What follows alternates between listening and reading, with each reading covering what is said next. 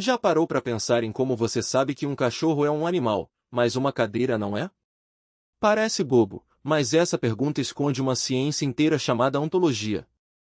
E é sobre isso que eu quero te contar hoje. Imagina um quadro em branco.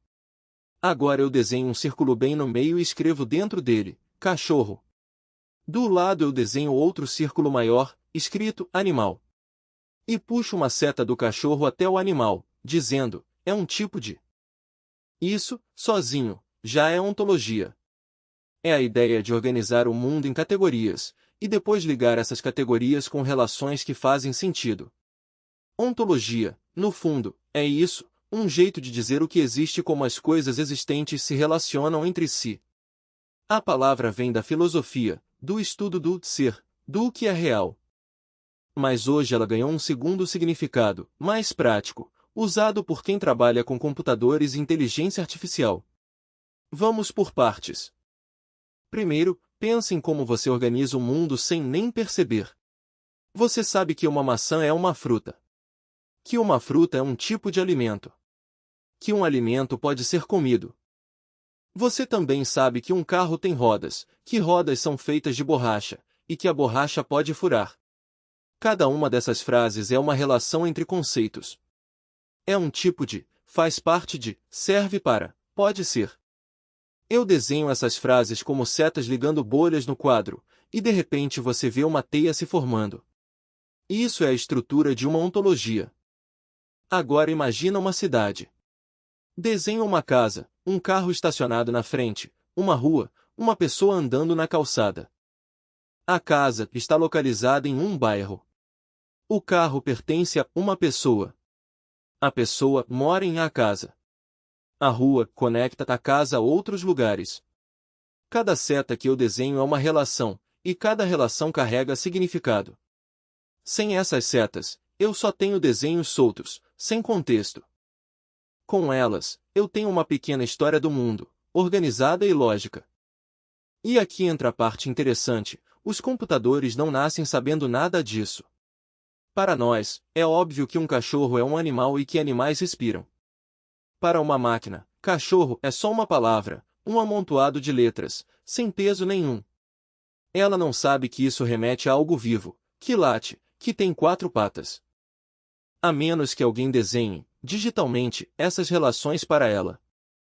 É aí que entra a ontologia como ferramenta de tecnologia. Programadores e cientistas da computação criam verdadeiros mapas de conceitos, parecidos com esse quadro que eu fui desenhando, só que dentro de bancos de dados. Eles escrevem, cachorro é um tipo de mamífero. Mamífero é um tipo de animal. Animal precisa de oxigênio. Essas ligações formam uma rede gigante, e essa rede ensina a máquina a entender contexto, e não só palavras isoladas. Pensa no seu celular. Quando você pergunta para um assistente virtual, qual o melhor restaurante italiano perto de mim? Para responder isso bem, o sistema precisa saber que restaurante é um lugar, que italiano é um tipo de cozinha, que perto de mim envolve localização.